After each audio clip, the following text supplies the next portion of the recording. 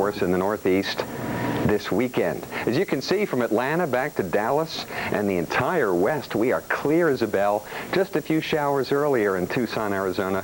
Those are beginning to wind down.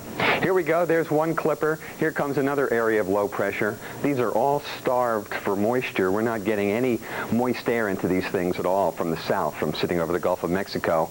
But we could see 3, 4, maybe 5 inches of snow in a band from Bradford, Pennsylvania to Wilkes-Barre, across University Park here, Penn State, through the southern tier of New York State and into southern New England, and on the North Shore, north of Boston, 5 or 6 inches could fall due to an easterly wind off of the Atlantic Ocean that'll add some more moisture to the mix late in the day on Wednesday.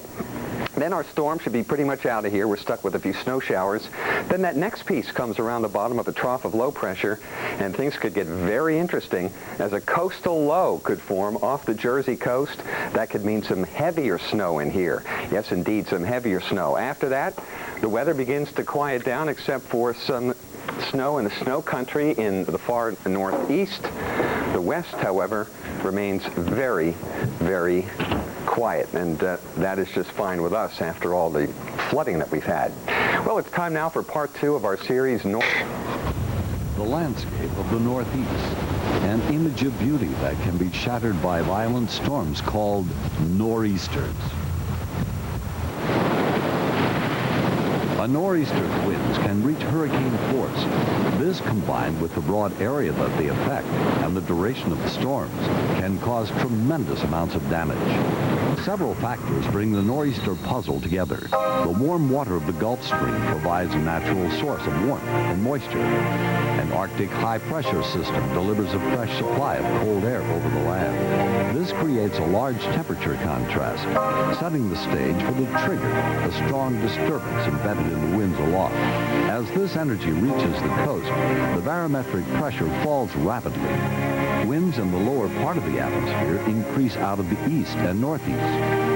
These winds throw moisture back inland to interact with the cold air and produce snowfalls capable of bringing entire cities to a standstill. They also whip the seas into a frenzy. This pattern can linger for a long period of time. As the low is moving to the north, it's blocked by the high pressure system, so it's sitting there out over the open ocean. If it maintains its intensity, you tend to get a stronger storm that's causing fairly high waves to form and coming out of the northeast. The October 1991 nor'easter lasted 5 days and destroyed over 1,000 homes. The Ash Wednesday storm of 1962 was responsible for so much coastal erosion that it rearranged the shoreline from New Jersey to North Carolina. I'm Charlie Welsh, the Weather Channel. Join us Wednesday for part 3 of our series as we examine how damaging these storms can be to the shoreline. That's Wednesday throughout the day on WeatherScope. Well, it's 5 minutes past the hour. Coming up, your local forecast after this important message. Your local forecast. Accurate, convenient, and dependable. Only on the Weather Channel.